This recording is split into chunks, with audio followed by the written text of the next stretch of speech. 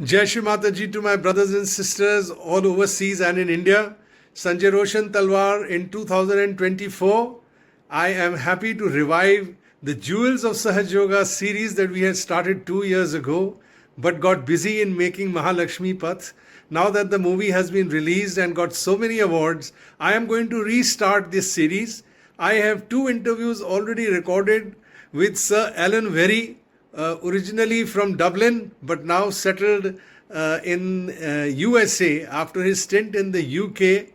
And I've had the privilege of him being a guest to my house where my parents and I lived in Delhi. And we've had so many wonderful hosts like him to stay with us with the blessings of Sri Mataji when she started Sahaj Yoga in Delhi. So here is it, 2 interviews of Dr. Alan Wherry, one after the other, and Jewels of Sahaj Yoga to continue from now onwards. God bless you. Enjoy. Jai Shri Mataji. But you're very kind. Always. So good morning. Good morning.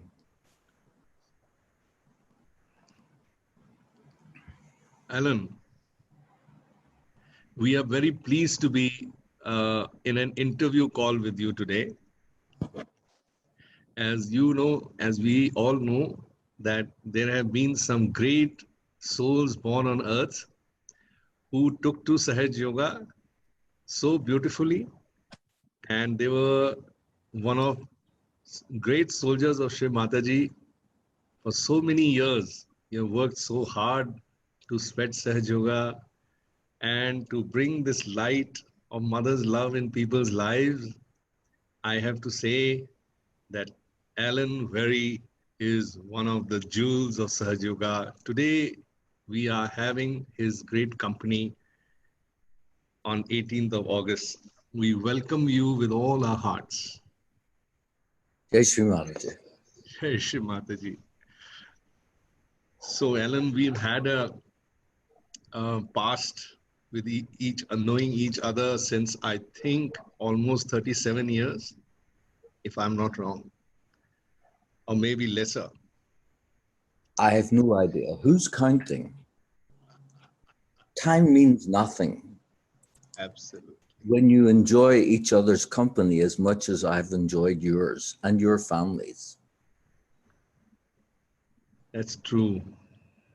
So, shall we start? So, where are you now, right now? Where do you stay? I live in Yonkers, which is just north of New York City. Okay. And there used to be an ashram here. I visited it once when I started coming to America to work.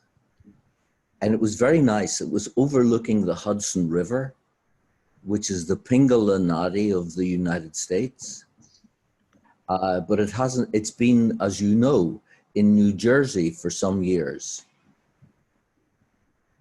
Yes, yes, yes. Perfect.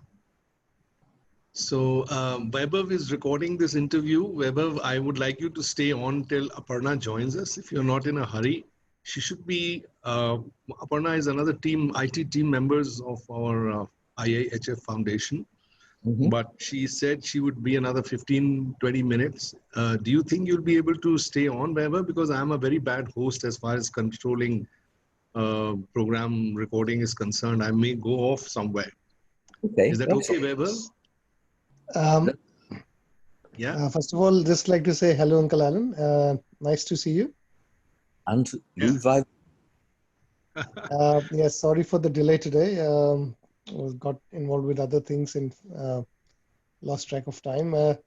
I'll have to, unfortunately, leave now. Uncle, I'll make you the host. I've started the recording.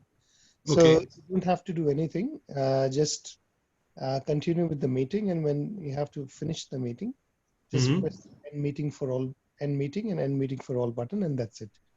Okay. So it will end. Okay. And when Aparna Didi joins, you can take help from her as well if needed. But other than that, the meeting will be recorded, so don't have to worry. Wonderful. Thank you so much. Thank you for being our coordinator for this meeting today. Indeed. It's my pleasure, and I'll look forward to the recording of this sure. Moments. the experience sharing from Uncle Alan. Thank you, Uncle Alan, for joining us today. It's a great Thank pleasure. you. Vaibhav is a very hardworking young Yuva Shakti of Australia. And he and his wife, Manika, are spreading Sahaja Yoga in a very beautiful way through many online programs during this pandemic. Excellent. So, okay, we come back to where we were. So, Alan, I'm just very keen to know a lot about, shall we go back from what we were discussing earlier, but this is now a part of a recorded session. So where you would like to start a narrative of your own as to how you, or should I put it in question format? Choice is yours. I leave it to you as in an open manner. Just tell us about how you met Shri Mataji. When was the first time you got your self-realization? And then how did this journey bring you up to this day? I mean, so you can go slowly, step by step. And if you feel like pausing, I may intervene in between and ask you a few things if I need to. Otherwise, I'll be all ears. Okay. Thank you. So it was in September of 1990. And I was working in the most beautiful London square called Soho Square. And Soho, by the way, is the Muladhara of London, but I didn't know that at the time. How could I? And one day I walked out and I saw this poster advertising a public program, and it had a photograph of Shri Mataji. And it had been fly posted on a gable wall. And I thought, you know, it's probably one of those Indian things, yet another cult, yet another of those things where they come to the West and want your money. And every time I walked out of my office, there was the poster. And like a magnet, the photograph of this Indian lady, Shri Mataji, was just drawing me to it. And it was advertising a program that coming Friday night in Hammersmith Town Hall. Now that was on my way home. And I was quite skeptical at first, as I just explained. And my wife at the time, I knew, would have been very scornful of me wanting to attend, because I had always been extremely critical of all these cults that were in London at the time. And people I knew who were paying lots of money and not getting very much for it. By the way, I was an atheist, but that's another story. So I kept looking at the picture and thinking, you know, I'd quite like to go, but I couldn't and save face. On the Friday morning, I had a telephone call from my wife, and she said, I have to go to Glasgow tonight with a famous author. His name was Desmond Morris. He wrote a book called The Naked Ape. I have to go, he's doing a television interview.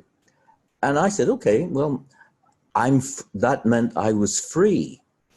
So on the Friday night, I went on my way home, dropped off at Hammersmith Town Hall. When I got in, the hall was quite full.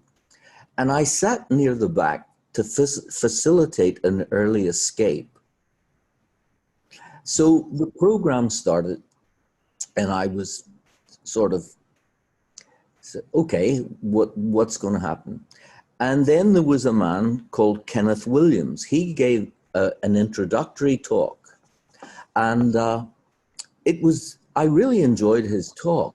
He'd only been doing Sahaja Yoga about a year, but most of the things he said I agreed with. I realized later he was appealing to my ego. And then Shri Mataji came on, wearing a white sari, and I was just transfixed, completely in bliss. And she spoke, and then she asked for questions, and I was irritated. people were asking the most silly questions. And I was thinking, no, let's have the realization you promised. So she gave self-realization, and I was in bliss. And when the meeting was over, I got into my Mercedes and drove home. And I remember driving down this road and thinking, you know, this will change my life. But I really had no idea the extent to which it would change my life. And for example, I walked into miracles one after the other. I used to smoke a lot. I never smoked cigarettes again. And by the way, I had tried all sorts of means of giving up cigarettes. I'd been acupunctured in one ear, then in both ears. I tried all sorts of things. I never smoked again. I also never took marijuana again. I used to be a heavy smoker. I never touched it again. And here's the thing. I was turning into this nasty, bitter, angry old man. And I knew I was, and I was terrified. And I was really, what can I do to prevent this? Within a matter of a couple of days, my innocence had returned. And I started to see life completely differently. So I would be working in these air-conditioned offices in London, in Sydney, in Toronto, Canada. And I didn't even know what the season was because I was too busy. My head was down on the computer, working. And all of a sudden, I started to notice leaves on trees, small children walking along the street. I couldn't believe the change. The thing that I'd lost, I now had recovered. So that was an extraordinary experience. There were many miracles. I've just told you a few. But about 3 months later, the English leader, who's a man called David Spiro at the time, said to me, you know, there was about 1,000 new people at that Hammersmith town hall. Have you any idea how many are still coming? Well, I knew they had meetings all over the southeast of England. So I said, I don't know, maybe 200. He said, just you. Oh my God. But that was quite common. There was nothing unusual in that. The same with the later Albert Hall programs. Very few people hung on. Now, for me, it wasn't a question of hanging on. Before I discovered Sahaja Yoga, despite the material success that I was having in life, I felt like a man hanging by his fingertips from a tall building, and there was no way up, and the only way down was death. That's how I felt. And all of a sudden, my world had changed. Now, it wasn't all to the good, because, for example, my wife at the time hated Sahaja Yoga, didn't like anything about it. And she was a publicist for a publishing company, a different one to the one I worked for. Where were you working? What work were you doing? Well, I was the marketing director of a company called Bloomsbury, which was a new publishing company. We had only started publishing in '87, so this was 1990. And we had 3 very hard years, but it was just beginning to work. It was a venture capital founded company. I'd been the sales director of Penguin for 7 years before that, and another publisher before that. So I realized within a very short period of time, my former wife said to me, you have to choose between me and Sahaja Yoga. Mm. Well, you know, it was easy because it wasn't a choice. And she said to me, you know, why don't you just give it up for 6 months? And I said to her, well, look, I could tell you that I was doing that and carry on doing it. But I'm not going to do that. I'm not going to play games with you. If this is a matter, if you're serious, then I choose Sahaja Yoga. And it wasn't easy, as I say, because she did her best to turn my 3 sons against me with some considerable success. Now, you know, here's the thing. We all come to this with our conditionings. My conditionings are, I was born an Ulster Protestant in the north of Ireland. In that culture, I was never religious, as I say, but I'm in that culture. And in that culture, you can do what you like as a husband.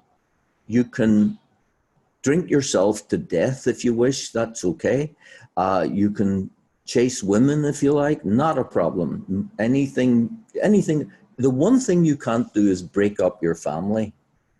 Yet here was, without my choice, my family disintegrating before my eyes. And by the way, it's not straightforward like this, but my career went into free fall.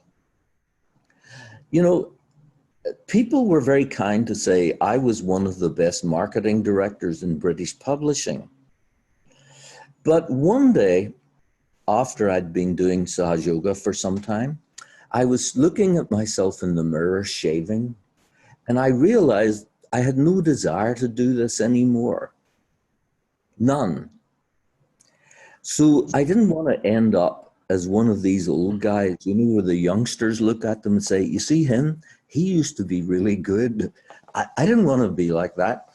So I spoke to the CEO and I became an editor.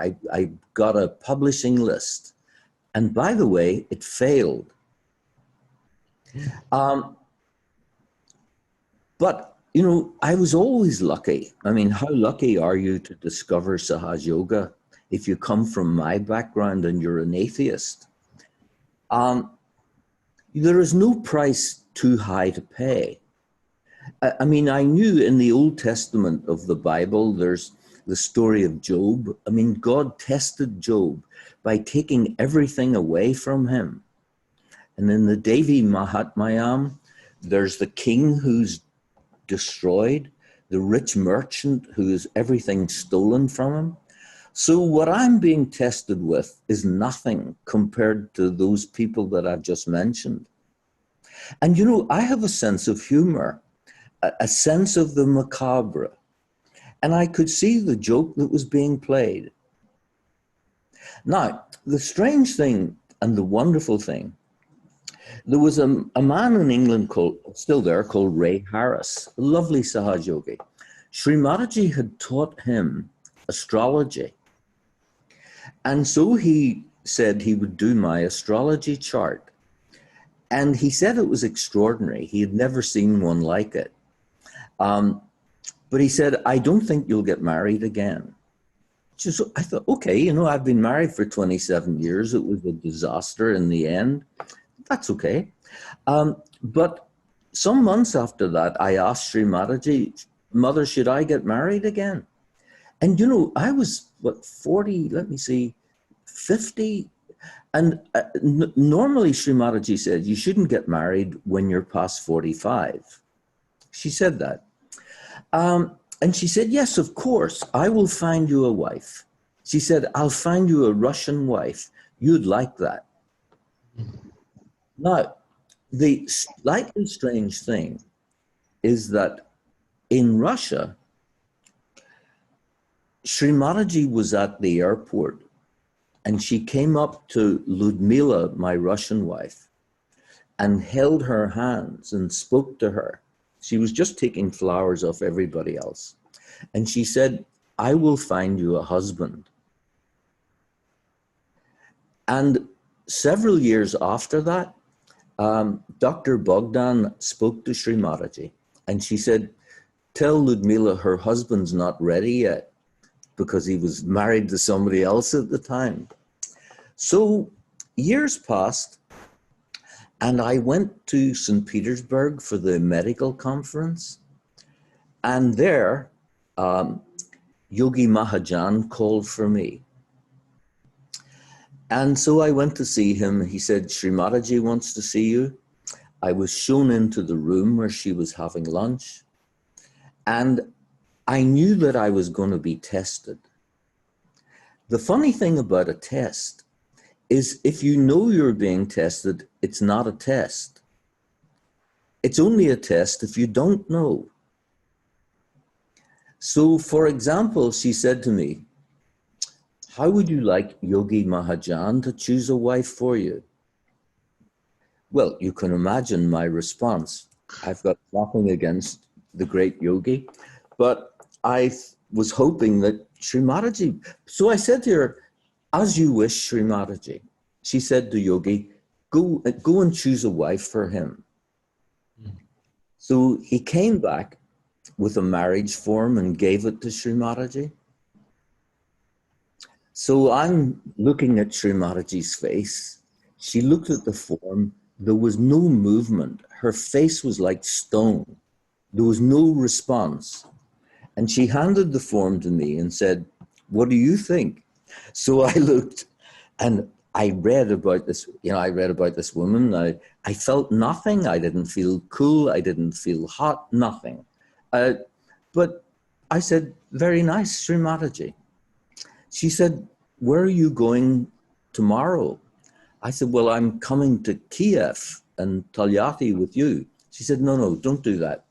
Go to Moscow and we'll bring this woman who lived in Novosibirsk, which, by the way, is further from Moscow than London is. You've been there. And she said, we'll bring this woman. She said, take her to the British Embassy and tell them you want to marry her. And I just looked at Srimataji, imagine this. So I'm going to go to the British Embassy and say, look, I just met this woman today. She doesn't speak any English. I don't speak any Russian. How do I marry her, please? I thought, they'll get a straitjacket for me, you see? But that's what I did. And there was this, I knew there would be a saga, and there was. But fortunately for me, I was in the company of a wonderful Russian yogi. He didn't speak much English, and I don't speak any Russian. And I spent more or less 4 or 5 days with him, but we just got on so well. We made each other laugh, and we never had any problem understanding each other. So there was I'll tell you, would you like to hear the saga that happened next? Yes, please. So she was arriving at 6 a.m. from Novosibirsk on Saturday morning. He and I got up at about 3 o'clock. We did a little puja to Srimataji. We went outside. It was September. We got a bus and then a subway train and then another bus. This airport seemed to be a long, long way outside Moscow. We arrived at the airport. We had her photograph. We had badges, Sahaja, and she came through a door, or rather, the passengers came through a door. We were like 2 meters away, but she didn't come. So Sergey went and made an announcement over the intercom. She didn't come. So we had to go all the way back home again. And so he said to me, let's go again tomorrow. Tomorrow, same thing. 3 o'clock in the morning, we get up. We do a puja to Srimataji. We take this long, convoluted journey. Same thing. She didn't turn up. It's okay. I'm okay. So that morning she phoned and she said she had arrived on the Saturday. Now explain that. How could she come through a door 6 feet away from us and she didn't see us and we didn't see her? You know, this is Mahamaya at work. So she can't see me now because she's broken the heel of her shoe. Is Sri Hanuman appearing on this? You see? So she'll phone on Monday at 11 a.m. Well, this is a problem because I have to leave for London on Tuesday morning at 8 a.m. I have to get the first flight back because I have an important meeting to attend. So Monday morning's cutting it a bit fine. Monday morning comes. Dr. Valentina, who was the leader of Moscow at the time, phoned Sergei and said that Srimataji had decided in Tolyatti that I was to marry somebody else and that the Novosibirsk lady should go home again and I should turn up at 4 o'clock that afternoon and meet the woman that Srimataji had chosen. Now, this sounds like a long saga, and indeed it was. Yogi Mahajan told me afterwards, he said, you know, for days before all of this, we were sick to death of the name Alan Wherry because Srimataji never talked about anyone else. Oh, you're so much in her attention. Yeah. So I went at 4 o'clock that afternoon and I met my future wife in this subway station just beneath Red Square. It's beside the Bolshoi Ballet. It's called Teatroplan. So I met my wife and I just again went into complete bliss. We walked outside into the September sunshine of Red Square. I bought her a bunch of red roses, actually only 4 because they were horribly expensive, but I bought 4 in Muladhara, that's I gave her them, and we walked around Red Square. Do you know, I'd never felt like this before. When I was with women, I was always unsatisfied, including my wife. And for the first time in my entire life, I was complete. There had always been something missing, and that something missing was now present. And I was just in a state of bliss. Cool breeze, Param Chaitanya. So I knew this was it. And I met her that evening at a friend's apartment, and she made a very simple meal for me, but it looked like a work of art. It was just a simple salad. But we were in the kitchen and the family were in their living room, so we just had some time together. And the next morning when I reached the airport at some very early hour, she had come to say goodbye. So that was it. I only saw her for a few hours. And when I got back to London, it was a very difficult job in those times to get married to somebody in Russia. You had to have a whole pile of documents with seals and stamps and approval from here, there, and translate it into Russian. So I had to go through all of that. But it all worked beautifully. And in the January, that was September, in the January, I went back to Tolyatti and married her. Which year was that? I met her in 95, so that was in January 96. Mm-hmm. Mm-hmm. So we've been married for 24 years, and it's like I've never been married to anybody else because it was just the most phenomenal blessing. And you know, it's a very strange thing. Obviously, as a Sahaja yogi, you introspect and you see aspects of yourself that need improving.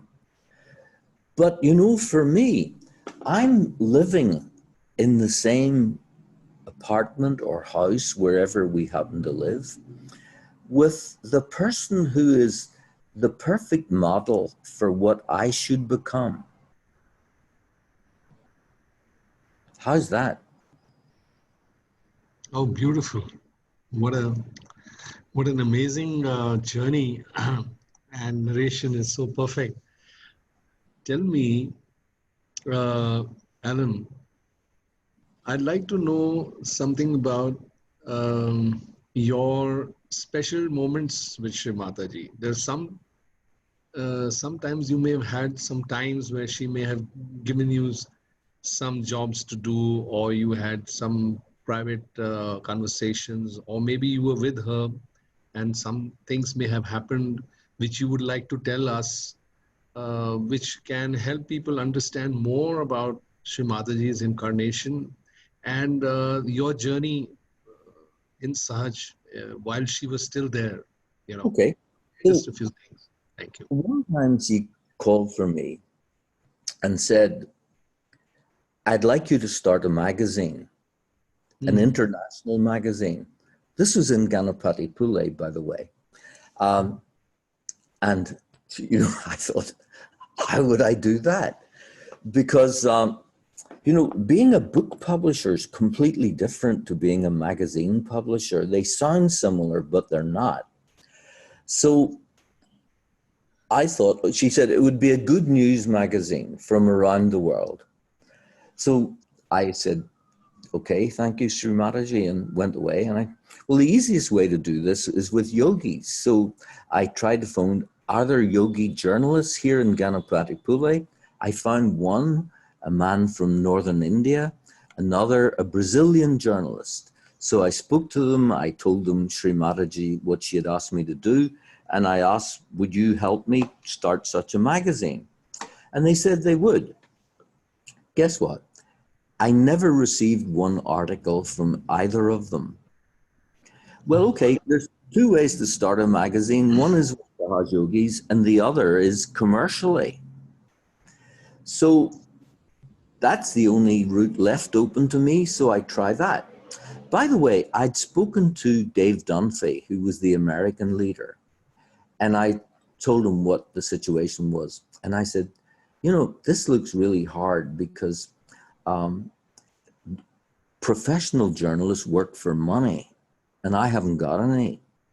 He said, look, the advice I give you is when Sri Mataji tells you to do something, take it as far as you possibly can. So that's what I did. I met a journalist from the British Sunday Times newspaper, and he was very interested, but he works for money. And he introduced me to a woman from the north of Ireland, where I'm from, and she said she would help. And I gave her her realization, and that didn't go anywhere. But here's another story. The first time I went to Cabela, so I went, I had no idea what it was about. I'd never heard the word puja. I'd been doing Sahaja Yoga less than a year. And I had an extraordinary time, as you can imagine. Well, in the middle of the night, on the Monday morning, I heard this voice in the street outside. I'd booked a room in one of those places in the Cabela Square. It was this voice shouting my name. So I looked out the window and this guy, Ian Paradine from Australia, said, Sri Mataji wants to see you now. So I quickly dressed and we walked up from the square up to the castle. I was shown into the room. That was extraordinary. The room was crowded with people and I just sat and watched and listened. And I heard some quite surprising things. I can tell you, with the little I knew about Sri Mataji, I would not have said some of the things that I heard in the room, but I didn't say anything, detached witness. But there was something else that was extraordinary. I didn't get on very well with my parents. I think I was quite a disappointment to them. In fact, I know I was. But here am I, in the presence of God, and I am so completely respectful and loving towards her. But I also found that my love for my mother, who was long dead, came back again. And I appreciated my mother for all the help she had tried to give me. So there was a duality to this. I was in the presence of my divine mother, but I was also appreciative of my birth mother in a way that I mostly hadn't been when she was alive. So that was an extraordinary experience. And then eventually she turned to me and she said, so I hear you could publish a book on Sahaja Yoga. And I said, yeah, I could do that. And by the way, I'd been involved in doing these things before. So she asked me, well, how would this work? And I told her my great plan. And I won't bore you with the details of it now. So the next day I flew back to England. I wasn't quite sure about giving realization to people. So I decided I was going to give realization to the 2 people in the company I worked for who would be necessary to help me bring about the book. So we gave realization to one guy. And a couple of days later, I said, how's the meditation going? He said, well, I tried it with a picture of John Lennon. It didn't work. But that's the way of an English private school educated man putting you down, you see? He wouldn't say, I didn't do it. That's the way he'll put you down, like that. So what can I do? So the other woman we took her to David Sparrow's house in Hampstead, and David and Hester gave her realization. Now, she was Oxford educated, fluent in Russian, very intelligent woman, but she was in a nightmare of a situation. She was living with a man, and it was like a prison. She didn't want to be there, but she was too weak to leave. So guess what happened to her? Within a few days, her prison doors opened and she was free to walk out. But she never meditated again. Do you know why? Because this was too powerful. So if you like, my grand plan collapsed around my ear. And of course, I realized, you know, when anything goes wrong in my life, the first question I ask myself is, what is Sri Mataji trying to teach you? And I could see here, although if you'd have asked me, I would have thought I didn't have a huge ego, but she was basically busting my ego for me. And it was then through introspection and meditation, I could see this is what I needed. So if you like, everything that happened to me post-realization was what I needed. Whether I liked it or not didn't matter, because it's what I needed. And I had to be surrendered to that. That is what we learn, you know, as we've been in her presence. I've had similar experiences with my life with her. She leads you on, and she just she actually you don't even feel that you're doing anything. Yeah. It's just happening, and it just keeps happening to you, and then suddenly you're thoughtless. I mean, I think that's the point. That is when she just puts you into a thoughtless zone, and then you evolve in that. That's my experience. But still, today is your day to tell me. Yeah, well, I think if we're lucky, you see, yeah. if you look at the number of people who don't survive in Sahaja Yoga, Yeah. you know, Gregoire used to say, if you look at a poster with the photographs of leaders, it's like a Battle of Britain poster. So here's somebody with a big X through, because the life expectancy of pilots in the Battle of Britain was very short. And it seems to be like that in Sahaja Yoga to some extent. You know, it always seemed to me that being a leader was an extremely unattractive proposition, because the odds are it's like an exit strategy. It's like a passport out. But you see, in my case, I was lucky too, because you're looking at a man who would have been long dead had it not been for Sri Mataji. This is what happened. So I told you my publishing career went like that, nosedived. And I was lucky because I had always wanted to start a publishing company in America. But people said it wouldn't work. You can't do that. But I kept pestering the CEO, and eventually he said, okay, you can do it. I had noticed, by the way, that all British publishers of the kind that we were, who had attempted to set up shop in America, had all failed. And so I did a lot of research. He said, by the way, you can do it without any money. I'm not giving you any money to start the company, which meant that I had to publish the books on which we owned American rights, but had failed to sell those rights to the entire American publishing business.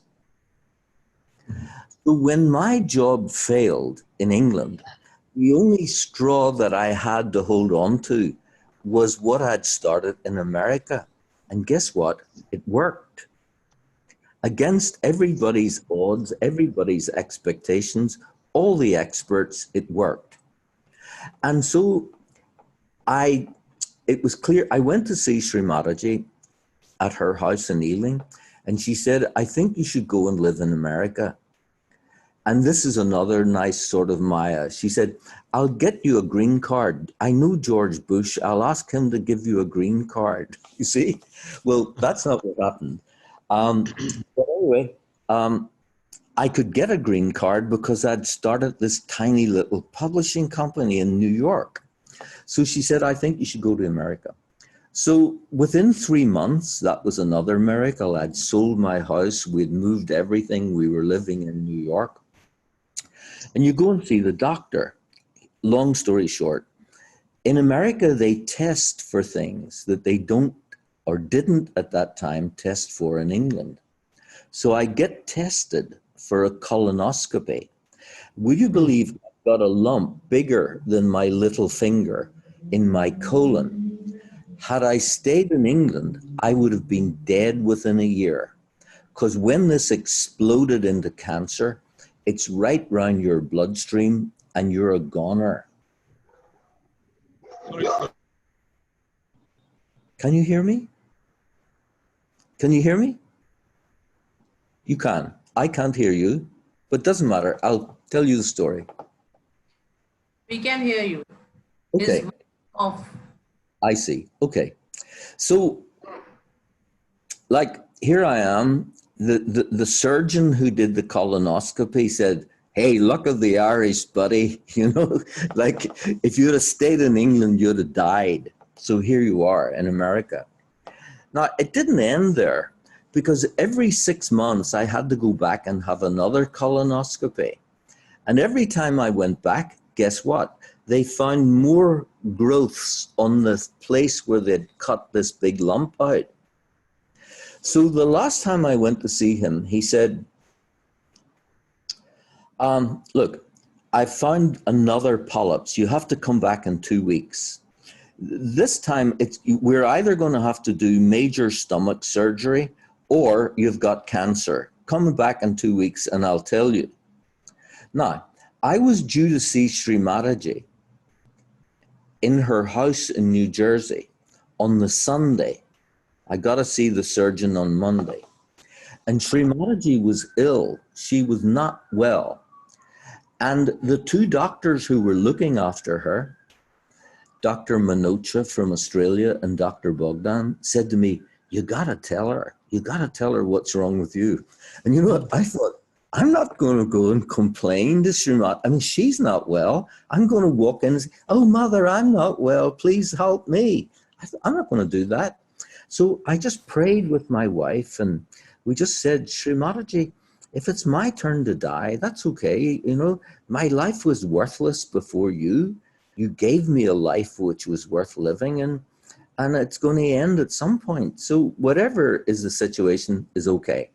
So on the Sunday, I went to see her and she didn't say very much. She said a couple of little things to me. On the Monday, I went to see the surgeon when I walked into his office, he was scratching his head and he said, you know, I'm really puzzled. I don't know what it was I cut out of you, but it wasn't a polyps. You've got a clean bill of health. Oh, Is wow. that a miracle or is it not? It is. It is. So here's the thing. I did not, relative to most people, have a lot of one-on-one experiences with Sri Mataji. Maybe 5 or 6, maybe. But the thing was, I didn't need them either, because everything I needed, including to carry on living, I got from her, including the love of my entire life. Yes. You're very fortunate, and I can see that. You know, I'm looking back, recollecting a lovely time together when you came and stayed with us, and that was maybe just a year or two when you had just come in. That And was you so. were, that was, Your whole family were so delightful. I mean, I'll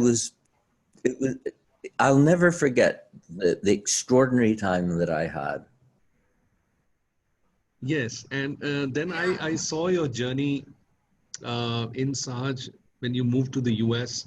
Then I also was lost in touch with you, though we were together on email at times. You could see what I was up to, and you would give me your feedback so much, because there was so much happening with me in my life with Sri Mataji. Similar situations where she would be calling me, and a lot of poetry and music and creative work was happening. Very intense, and almost to the extent that she would not just leave even a moment of time to have me over. I used to jump into the train or the plane and just be next to her whenever she needed me. I've seen that she's done with many other yogis. She's used them as instruments for a lot of her work, you know. And I see you as one of the big choices of Shri Mataji to have brought you to the US. I also saw that you were at one time also leading. You were a leader, if I'm not mistaken, maybe a world leader, or was Oh, that? yeah. Was that? I Tell me had the about that time. great honor of being on the World Council. Yeah. And then I'm a director of NIPC, Nirmal Intellectual Property Corporation, and I'm a director of the World Foundation in Bella. So that was great. But you know, I had never wanted to be a leader in Sahaja Yoga because I was that outside. I was a director of 3 publishing companies. Why would I want to do that? I just want to go deeper. I want to be a better yogi. I have no desire to have authority or leadership, which is in any case a myth. I mean, you know, you see, the big failure, it seems to me, is not knowing up front that she's Muhammad. If you don't remember that, that's gonna cause you all sorts of problems. You know, Yeah, I've got Aparna here. She has a question. Sorry, if she can interrupt you. Sorry, Jai Shri Mataji. I wanted to know how old were you when you, I'm sorry if I'm repeating this, how old were you when you came into Sahaj Yoga? I repeat myself all the time. Please don't apologize to me for that. It's a habit of the Irish. Okay, I was 47. Okay. Okay. Before that, what faith did you belong to? In a sense, Christianity or? No, never. I was an atheist. Aparna, most of his introduction is there, what you have missed in the beginning. Okay. He's given a He's very already covered that. He's covered a lot of his past and the beginning in Sahaja Yoga. Okay. So you can So read from about being an it. atheist to being a complete Sahaj Yogi is a very big deal. It is a miracle in itself. Yeah. I don't Please think so. continue. Maybe see, the people that I feel sorry for are agnostics. the ones who don't know. I'll tell you a story from. There was an old man on his deathbed.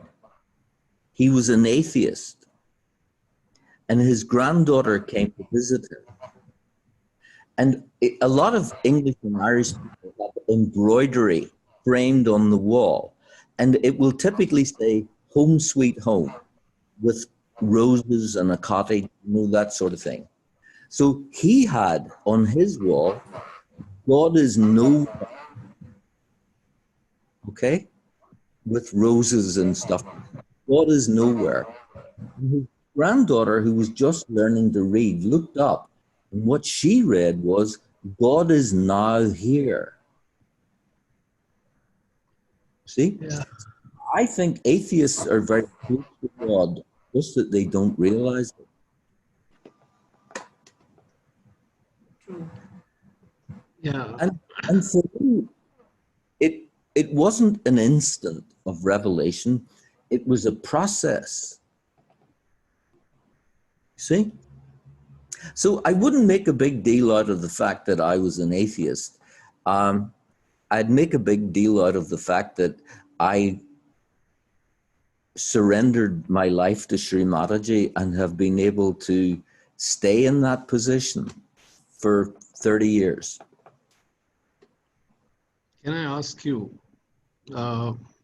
Shri Mataji in her talks has always said that whatever we have gained out of our meditation, Sahaja Yoga, the bliss, what we talk about, what we've got in life, how many people do we actually give realization to? How much work of Sahaja Yoga have we done? That is a question she asks us to ask ourselves.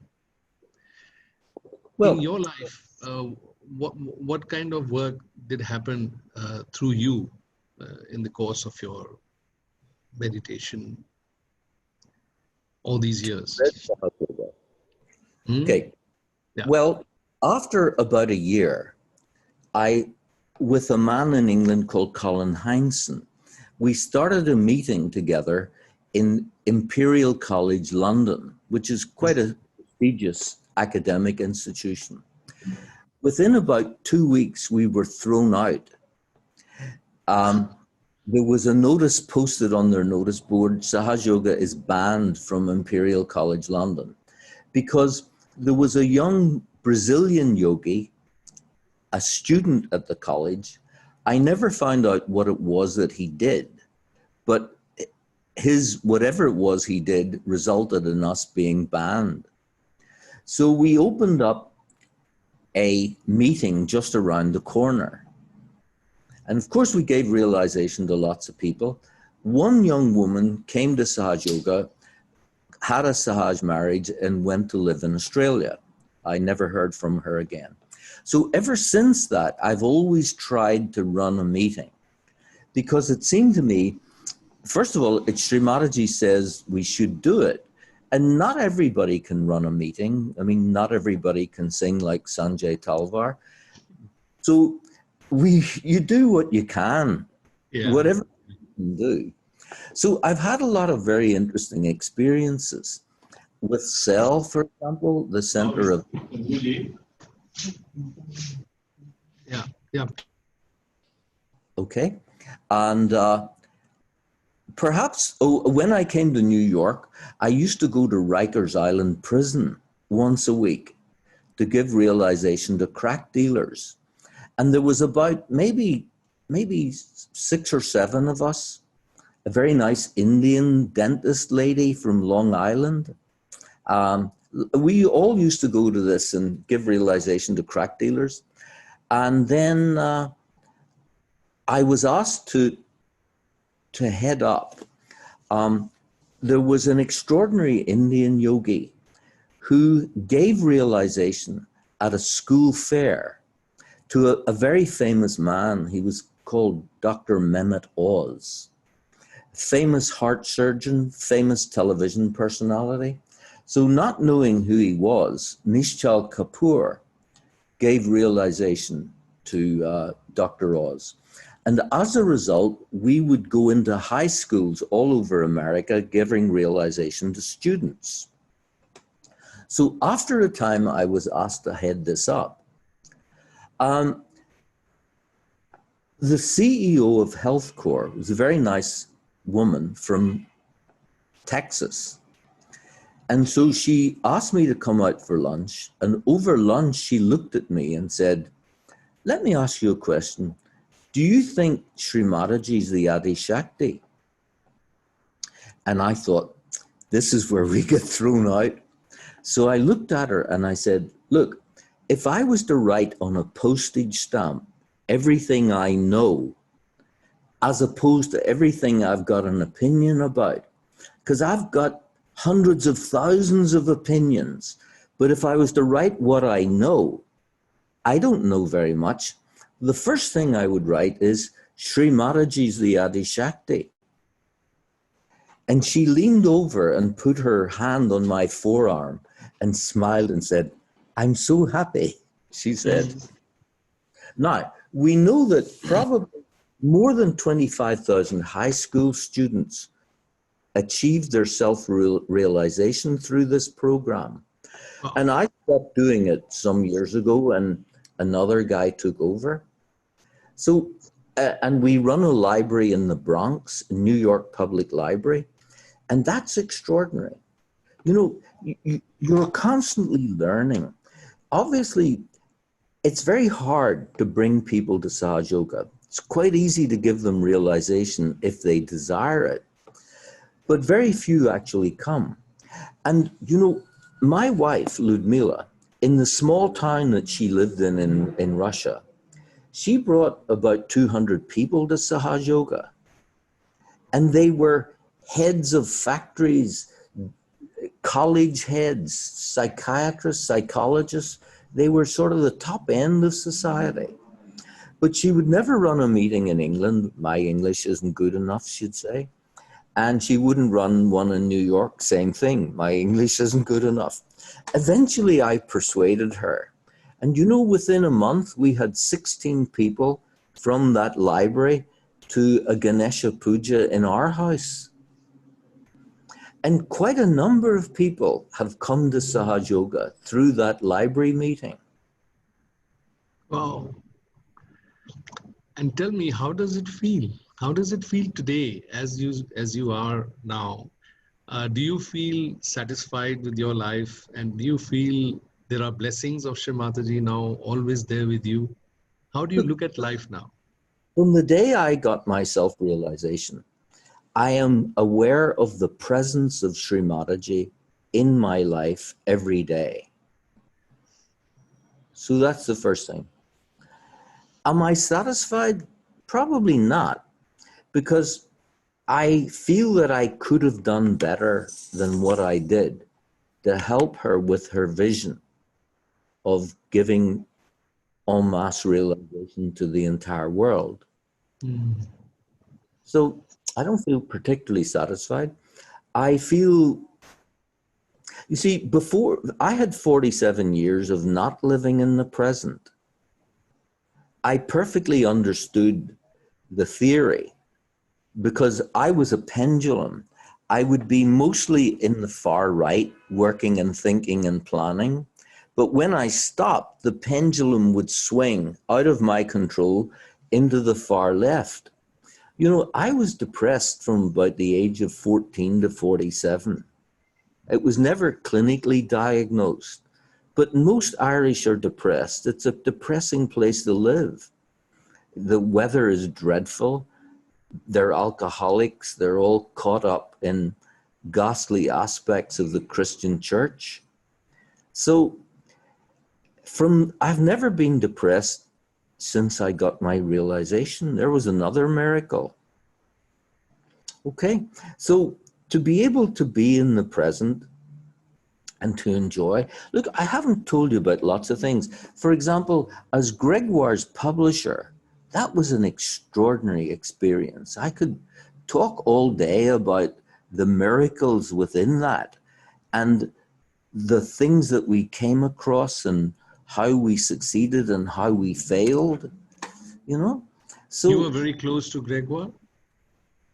yeah, lots of people think they were very close to Gregoire, and you know, I don't know. He spent a lot of time in my house because when he came to New York to work with the United Nations, he would come and stay with us. That was extraordinary. That was, you know, I would say as a human being, he was the most extraordinary human being I ever met. Never met anybody like him, not remotely. So, you know, I don't know. I think it would be for him to say how close we are, not me. I'd known him well.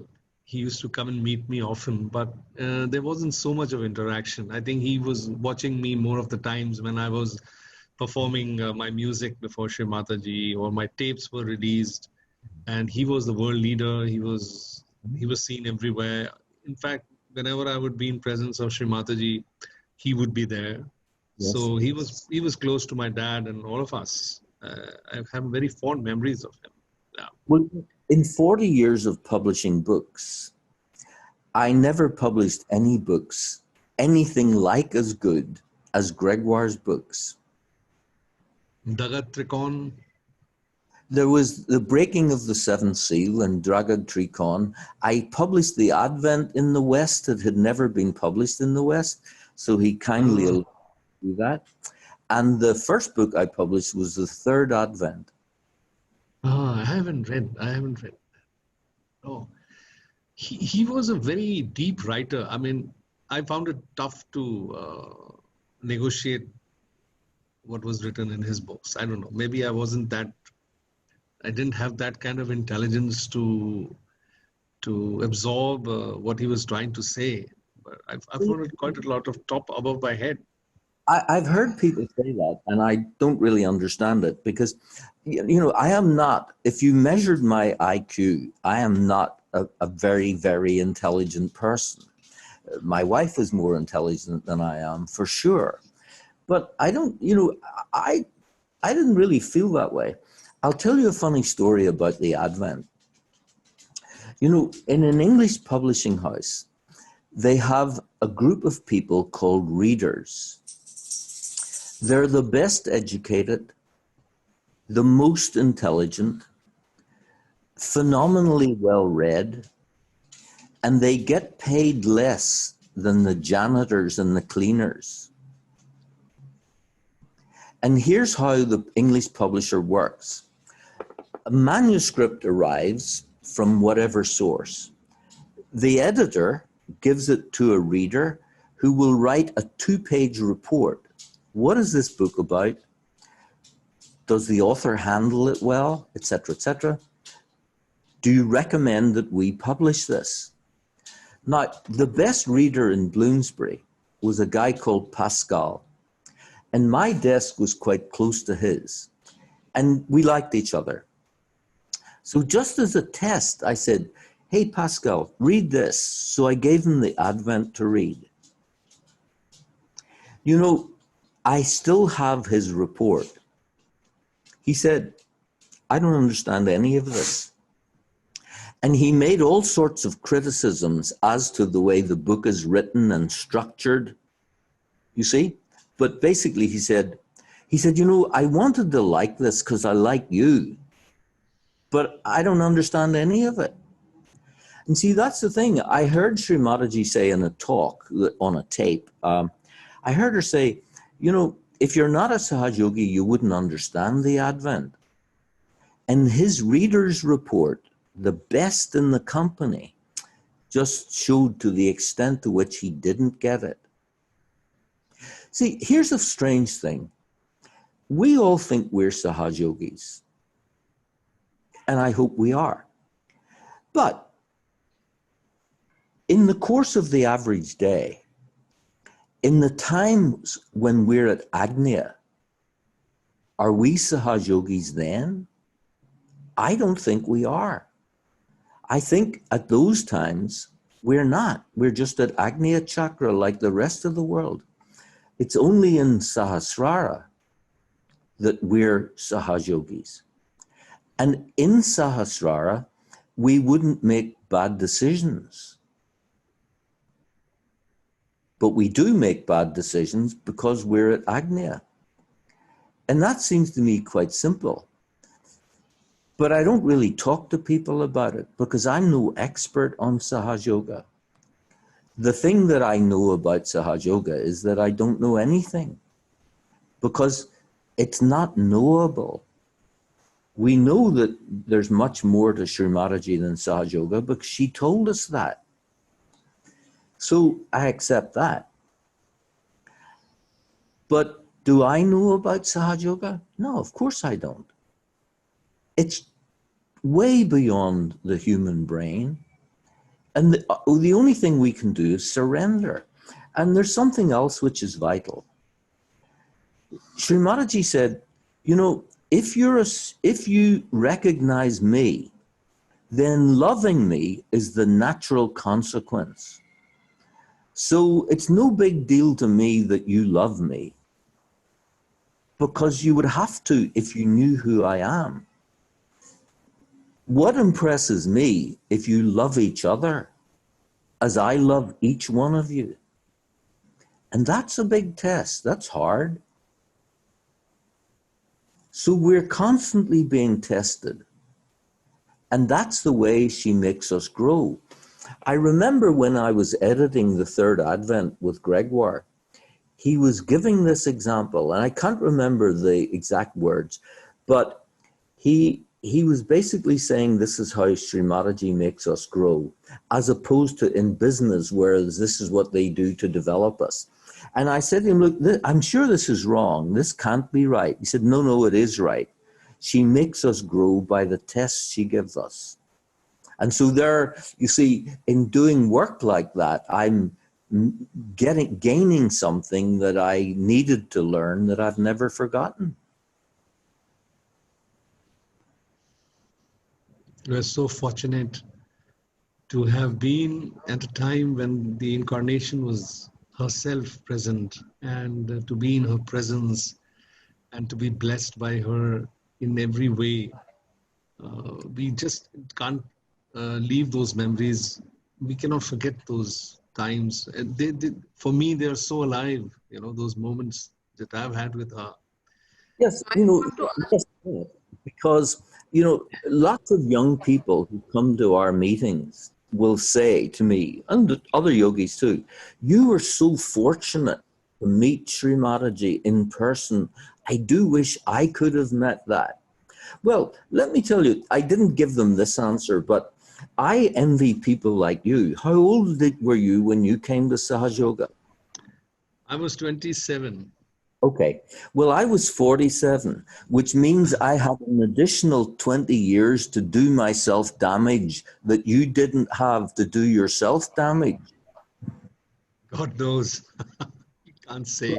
See, but I always say to new people who say, I wish I had met Sri Mataji, I always say, you know what? If you were to meet all the people who met her, many of them were not able to use that. Many walked away. Many came to Sahaja Yoga and then fell out. Your situation is perfect for you, and it's important that you realize it. Where you're at, in terms of your relationship with Sri Mataji, is the right one for you. I have a question. Yeah.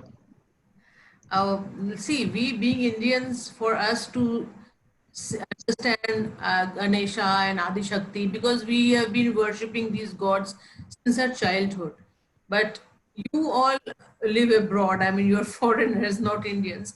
So how do you people, I mean, you people in a sense, your entire clan, how do you accept, or how do you understand what is Adi Shakti, and is it so easy to accept? Is it so easy to chant the mantras that are taught, the Maha mantras, for example, Tameva Sasha, the Sanskrit? So was it so easy to accept and actually say it? What was it was it the feeling of the vibrations that made you like, okay, yes, I will chant this, I will say this mantra, or what was it? How can we accept it? See, it's easy or it's hard. my wife is convinced that she and I were married hundreds of years ago in India, and we were Muslims. So you think you're looking at a white guy. Actually, he's quite pink, isn't he? He's not very white at all. He's pink. But you don't know who I was in a past life, and I don't know either. Maybe I'm as Indian as you are, in my deep down within me. But I traveled a lot through India on business as well as in Sahaja. And I met a lot of people who, you're right in describing the problems of being a Westerner. But what about the problems of being an Indian? I've been invited to people's houses and they say, look, here's my altar, and there's Lord Krishna, he's our family deity, and here's Sri Mataji. But then there's about 3 false gurus also on their altar. So confusion is a problem for a lot of Indians. I've also met Indians who were very, very Western. In Bangalore, I met an Air Vice Marshal of the Indian Air Force. He knew nothing about Ganesha or Krishna or anybody else, and he liked American jazz, American movies. He had become completely Western. And the people that I met in book publishing in India, they had no interest in spirituality whatsoever. They just wanted to be Western, you see? So it's not as straightforward as you think. You know, do you realize in America, I don't know how many Sahaja Yogis there are, maybe 1,500, maybe 2,000, I don't know. But Indians are about 80%. Without Indians in Sahaja Yoga, be hardly any Sahaja Yoga. So are they Americans or are they Indians? I don't know. And I'm not their judge. No. So was it, you see, here's the thing. All human beings are born of the spirit. When we're born, we're not born Indians or Irish or Hindus or Protestants. Those are labels that somebody sticks on us later. They're not real. So if you look, for example, at the life of Jesus Christ, he was born with animals in a stable. His cradle was the manger where they feed the animals. You couldn't have been born more poor than he was. And yet he was visited by Brahma, Vishnu, and Shiva, the 3 wise men. And he walked on water, and he resurrected from the dead. His entire life is a message of the triumph of spirit over matter. Yet Christians are only interested in matter. Look at Christmas. It's a commercial bean feast. They ignore the obvious. So I think, you know, as I say, I can't judge anybody. I have a hard enough job judging myself. But I'm not sure that we're as different from each other as we think we are. I just don't know. Helen, thank you. That is very enlightening. And that was Lord Krishna's diplomacy with which you answered. Yes. Alan, I have one question here. I had been writing to you about the ways and means I have been trying, with Mother's guidance, of course, to spread Sahaja Yoga through my music, and it's been there for quite some time now. But this time I ventured and made a film, and I showed you the film. So I want your candid opinion. I want you to guide me, tell me whether this was the right thing that I did and whether I should continue to do such a thing. because this has actually made a beautiful impact among the audiences in India a lot. Well, you see, you're answering your own question. No, I need your opinion. Well, look, I had an opinion about how to publish a book on Sahaja Yoga, and Srimataji sort of destroyed that very nicely for me, for which I'm grateful and I'll never forget. Look, our job is to spread Sahaja Yoga. There's no question of that. And I'm astonished at the number of people who seem to make no effort. And when I'm on these meetings with senior Sahaja Yogis, if you want to call them that, I sometimes find myself wondering, when did you last give realization to somebody? I ask myself, I wonder, when did they last give realization? I really don't. So in my case, you see, I bought a guitar last week, and because at my old age, I still want to learn to play bhajans better. And the man I bought it from was a Christian. And so I bought the guitar, and then I said, would you like me to show you something? He said, no. And he said, I researched you. You see, now we all come with a track record. So he had researched me on Facebook, and I run these programs in Ireland and other parts of the world to spread Sahaja Yoga. So the answer was no. He didn't want me to show him anything. I said, okay, that's okay. So, I always try, when I meet somebody, I always try to give them realization. And in fact, I play a game with myself. How many steps can I take between beginning a conversation to giving them realization? And I try to make it as short as possible. So if somebody says, I like playing golf, I will say, what's your biggest problem playing golf? And they'll say, well, I get stressed. If I could show you something to help with stress, would you be interested? So that's the sort of game I play. So with you, I think the fact that you've made a movie collectively is phenomenal. I think it's extraordinary. I cannot offer you enough praise for the work that you guys are doing. Is it a good movie? How would I know? Look, there must be a talk amongst the 3,000 that Srimataji gave, which says, if you guys are in any doubt, ask Alan Wherry for his opinion. But so far, I haven't heard that talk. You see? So I think the important thing is to do what you know to be right. And that's what you're doing, and that's terrific. You see, I think there are cultural differences between one society and another. So when I was in Calcutta, I heard Srimataji say that her favorite author was Sarat Chandra. So I bought his entire works in Bengali, plus about 4 or 5 books translated into English.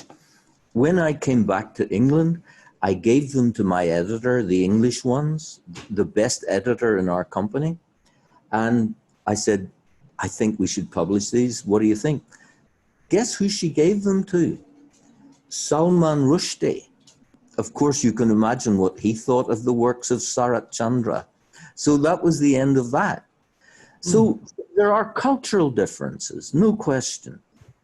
One of the most successful television things at the minute, there's a program about arranged marriages in India. Have you heard about it? It's on Netflix. No, I haven't. Well, you see, people watch it here because it's so bizarre.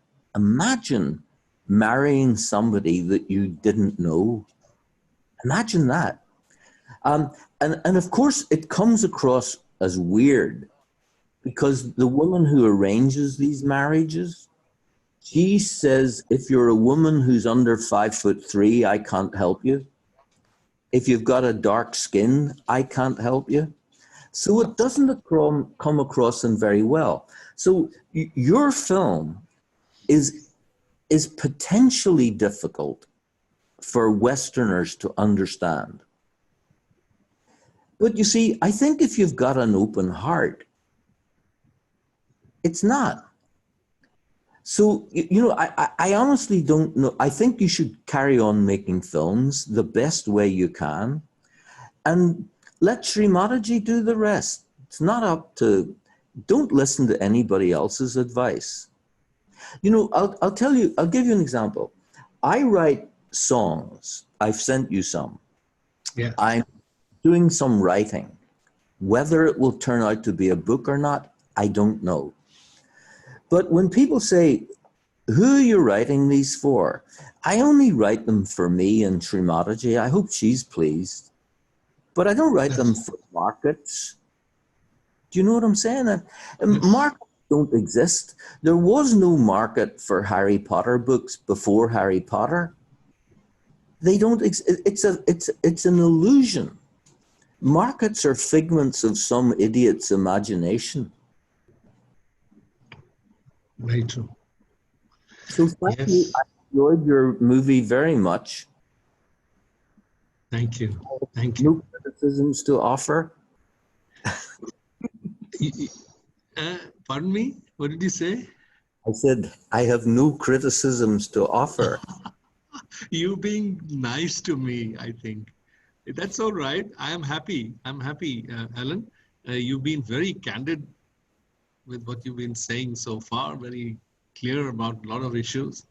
You know your subjects so well. I feel I'm talking to a very, very confident, experienced Sahaj Yogi who has a lot of vibrations. I mean, I can feel a flow of vibrations on my sastra, on my palms right now when I'm talking to you. It has been such an uplifting experience with this interview that we've been having till now. And I want to continue this interview with a second session, maybe some other day, where we can talk more about other things that we haven't discussed today. Maybe we'd like to think over it.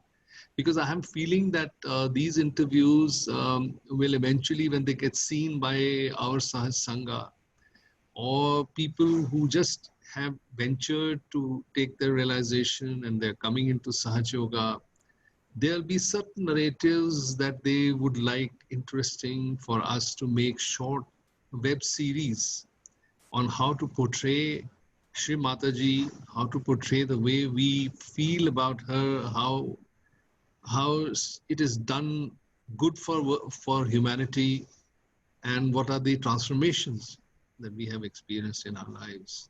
So that is the purpose on which we are doing these one-to-one interviews, so that we can create a better world of people to seek Sahaj Yoga and to seek Shri Mataji in their heart.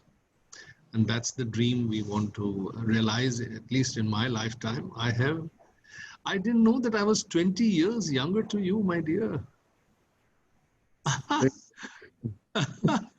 In the next session, since Sanjay ji has said that we eventually intend to make these into not documentaries but into dramatized, isn't it? We want to dramatize the experiences of veteran Sahaj Yogis, of senior Sahaj Yogis. So I would want a detail which we can have in the next session, where you mentioned that you could not live up to the expectations of your parents. So please tell us in the next session, think about it. What are the things that make you feel that you could not live up to the expectations? What were the kind of guilts that you were, carrying on your shoulders? Because, such things we have to show to the people, the audience, the weaknesses which we have and how we eventually get over them, and how silly it is to carry on with guilts and stuff like baggage.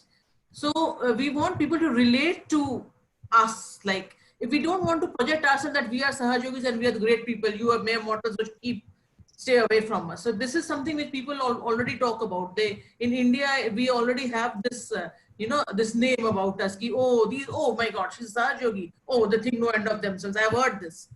So this we want to actually break. There's nothing to think high. We've been through, we've been there, done that kind of thing. So if we have done something wrong and we know that it is wrong, and how we eventually get over it, why should we get over it at all? Those details I would like to know. Okay, but let me explain something. You see, I'm not sure at all that telling other people about what happened to me or anybody else will make any difference. And, I grew up in Belfast. Now, on almost every street corner, there was a man with a big red face from all the alcohol he had drunk, shouting at the people passing by with a Bible in his hand and telling them some story. I used to drink and gamble and I used to do, and now I'm washed in the blood of the Lord and now I'm saved. You see? That I used to wonder, so you can call that testimony. People would tell their testimony. And I used to wonder, why did Sri Mataji never encourage us when we run a public program to tell the people, this is my story, this is what happened to me? And she didn't, by the way. That's not how, she didn't give us rules about how we run a public program, but it was interesting and strange to me that she didn't encourage that.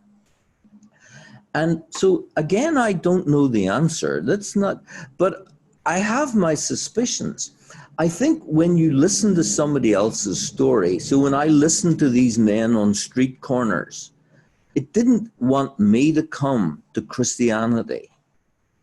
Not at all. Didn't have any of, I thought, so what? So you were like that, so what? Live your life. I hope you have a good life. Leave me alone. So I'm not sure that these stories will help new people because they have their own path. And it's not, somebody else's path doesn't really help them. Now, if you're going to do the path of people who made it, if you like, in Sahaja Yoga, you might also consider making a documentary about the people who didn't. What about the leaders who got thrown out? What about the people who did Sahaja Yoga for years? I met a guy in England. He was very short, about my height. He was a professional heavyweight boxer, a black guy. So he came to Sahaja Yoga for about 10 years. And then he went to watch a movie about Malcolm X. Malcolm X, the black Muslim. And the story of Malcolm X was how he eventually realized that this black Muslim movement was really evil and left. This guy I'm telling you about joined the black Muslims after watching this movie, left Sahaja Yoga, even though the end of the movie is totally against the black Muslim movement. Explain that to me. I don't know.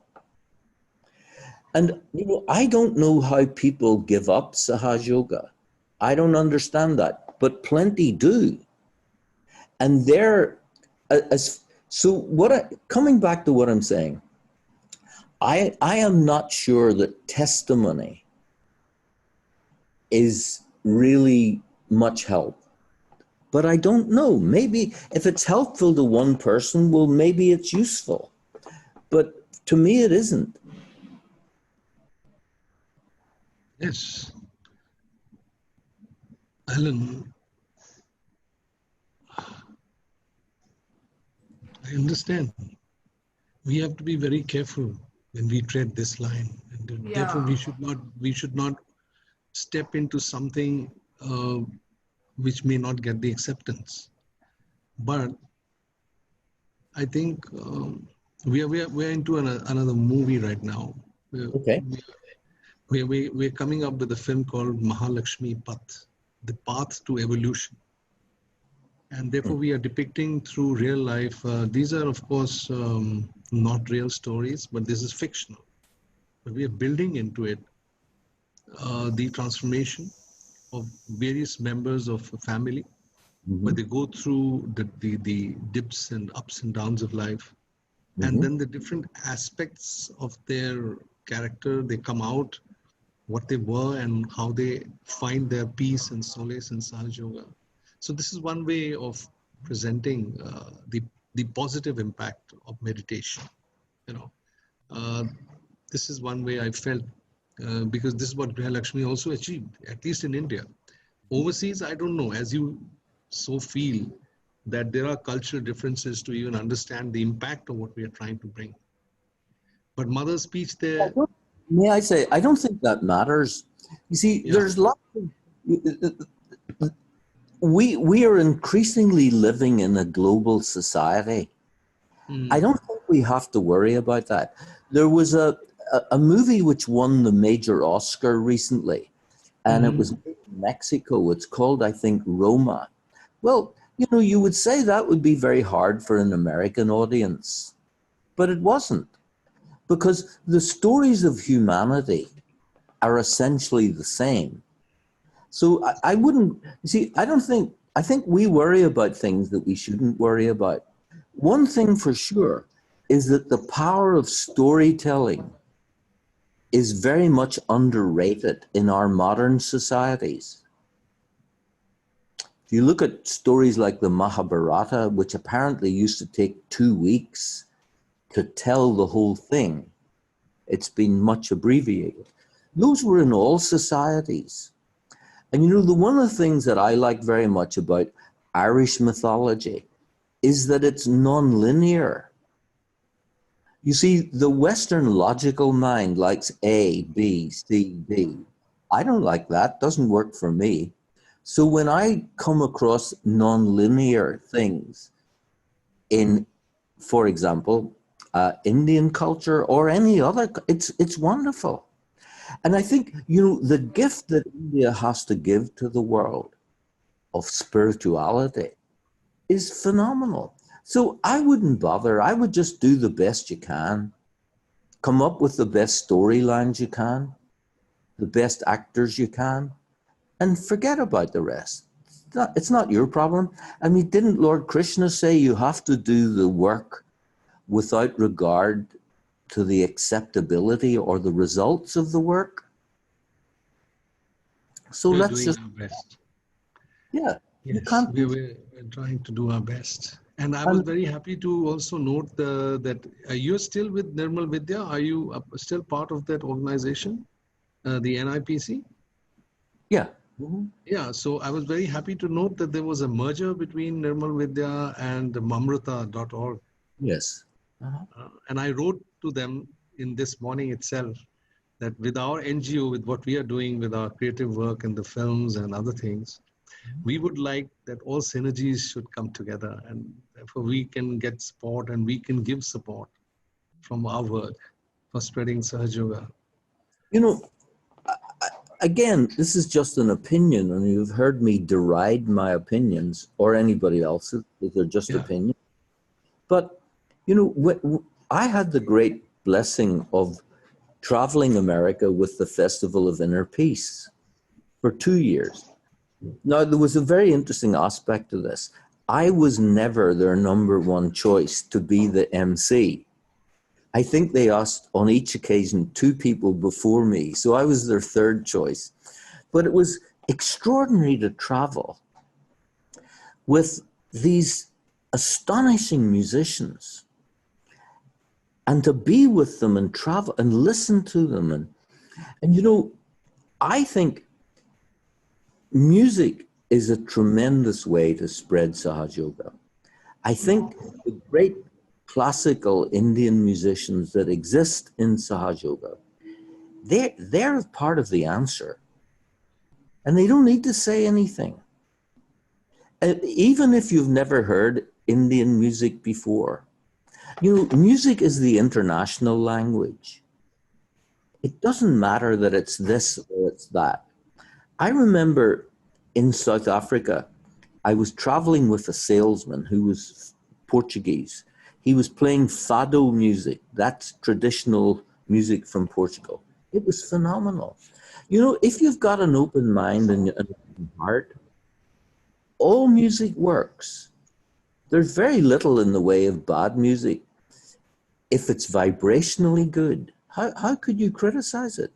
So being with these people, and I think music is a great way forward for us. But so is making movies, as you guys are doing. And you know, if the more movies you'll make, the better you'll get at it. So don't worry about, I never worry about cultural differences. Don't care. Look, I grew up in a country, in a city, where I was a complete outsider. So what about cultural differences? That didn't matter to me. I didn't even feel part of the culture that I was in. Yeah, it's a myth.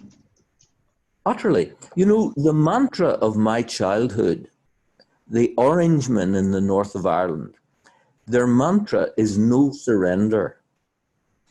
Well, fortunately for me, I didn't buy that.